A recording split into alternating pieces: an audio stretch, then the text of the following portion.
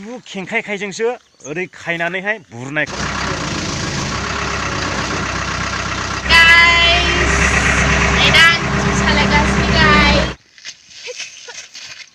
जों दा दख'नाजों प्रटेक्सन बानायनो नागिरदों ओमफ्राय मोनसे डेम' बानायनो नागिरदों ओमफ्राय दख'नाजोंबो कुम्फु गेलेजायो जों गेलेगोन दिनै कुम्फु दख'नाजों सिख्लाफोराबो दख'नाजों कुम्फु गेलेनो हायो नङा होमबा नै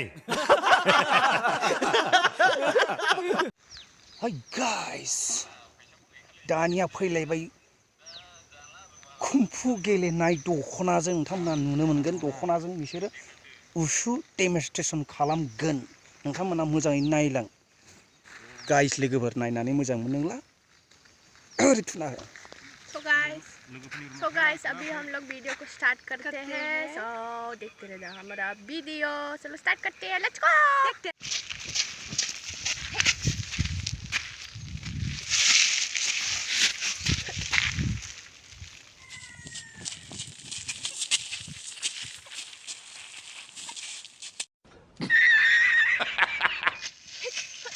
होदोबो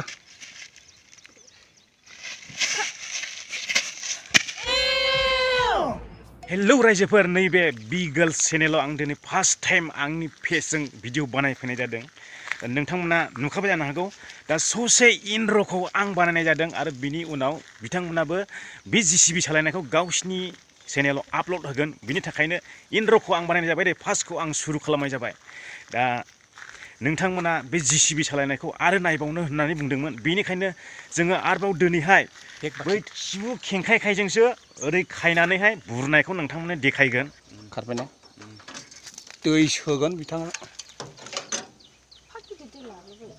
दे जायो बेखौ लोंजोबखायो औ बैयाव एसे दंदेरो ना दै एसे दंदेरो बिथाङा दिनै दै सोगोन जिसिबियाव आरो होबावसिगोन सालायनाया नोंथांमोना मोजाङै नायलांदो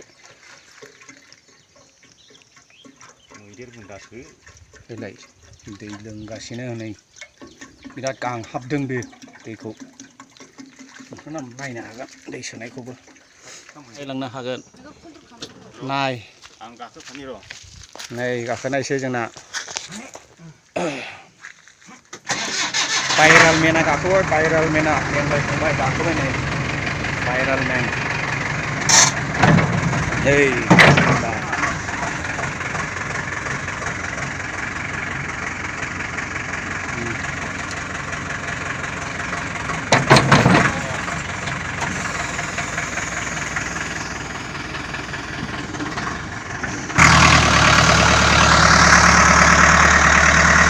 सालायबावबाय दिनैबो सालायबावबाय बिथाङा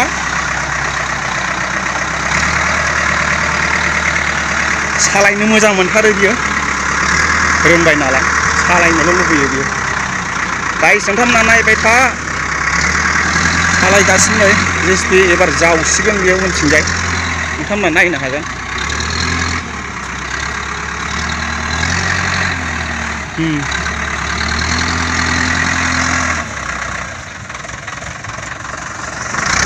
जोंबो फंबायबो गाखोनानै दं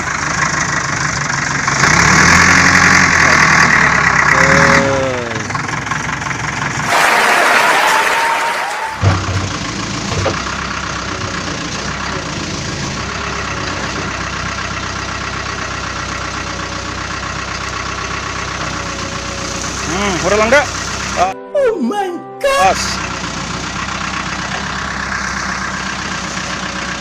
जावसिजोब्बाय बियो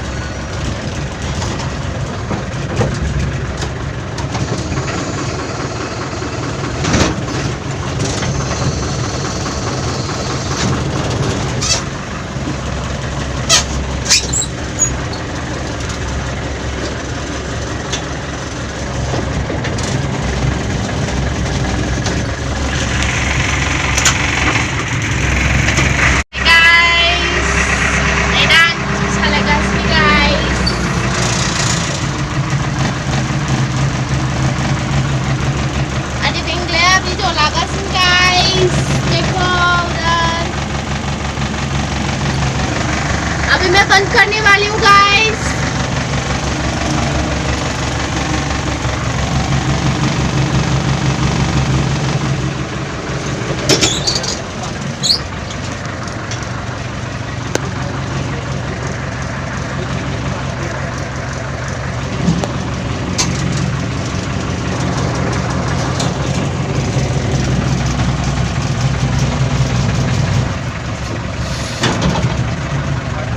अभी रख रही हूँ गाइस, अभी मैं बंद करने वाली हूँ।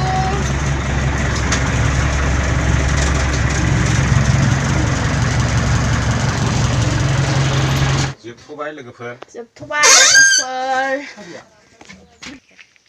हाय, कैसा लगा हमारा वीडियो?